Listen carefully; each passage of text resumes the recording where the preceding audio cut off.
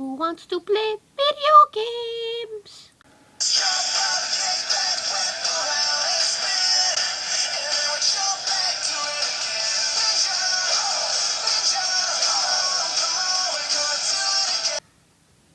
What's up? It is Voila Videos here, and today I am coming at you with another Five Nights at Freddy's conspiracy theory. So let's get started. Okay, so if you are watching this, you know about the phone guy in Five Nights at Freddy's, and how he kind of died, it's thought, on night 5 because these weird gurgling noises came up. As you can see, I have my phone here, so let's call the phone guy. I wish. But we can't do that, so we'll just have to figure out what happened to us, to him, by ourselves. Okay, so I think the first thing I should talk about is the phone guy's disappearance. On the 4th night in Five Nights at Freddy's, the phone guy calls, but he says he doesn't feel too good and that he had a bad night. This may indicate that he ran into trouble with the animatronics, or worse, may have even died. Because on the 5th night, there is no voice of him at all, and it's just these gurgling sounds. Also, back on the 4th night, you could hear Golden Freddy in the background, which may indicate something happened. So the first thing that Golden Freddy did it. We think that Golden Freddy did it because we could hear the same laugh that the player can hear when Golden Freddy appears in that 4th night phone call. Also, on the 5th night, that murmuring, it sounds like something that Golden Freddy would say. It kind of sounds like the murmuring when it says, "It's me," when he appears. In an interview, Scott Cawthon states that some things just happen in a game, and Golden Freddy was one of these things. This is kind of a mysterious quote, but I think he was just trying to creep us out. But I believe that the phone guy and Golden Freddy are linked in some way, but he's just not telling us.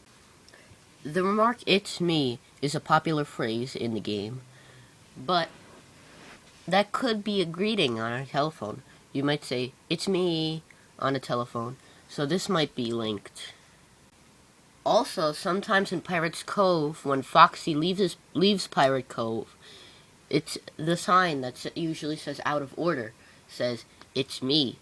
This may be that Foxy is linked to the phone guy's death, maybe? Or maybe he is the phone guy, because it's been proven that he goes dum dum dum, which does prove that he has a vocoder, which can enable him to speak.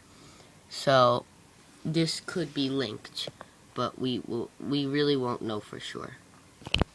Yeah, you and me, Markiplier. The other theory is that the phone guy might not exist at all, and it may just be one of Mike Schmidt's hallucinations. On the 1st night, the phone guy mentions that he is just finishing up his week now. How can he be finishing up his week at Five Nights at Freddy's if he's not seen and Mike Schmidt has taken his place?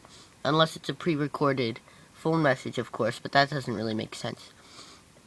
Plus, he comes back to life at Five Nights at Freddy's 2.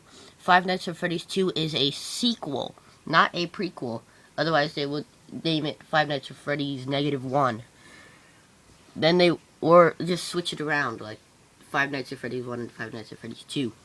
But it's a sequel.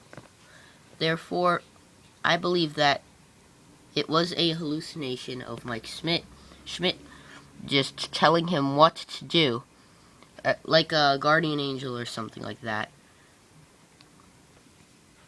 Okay, let's wrap it up.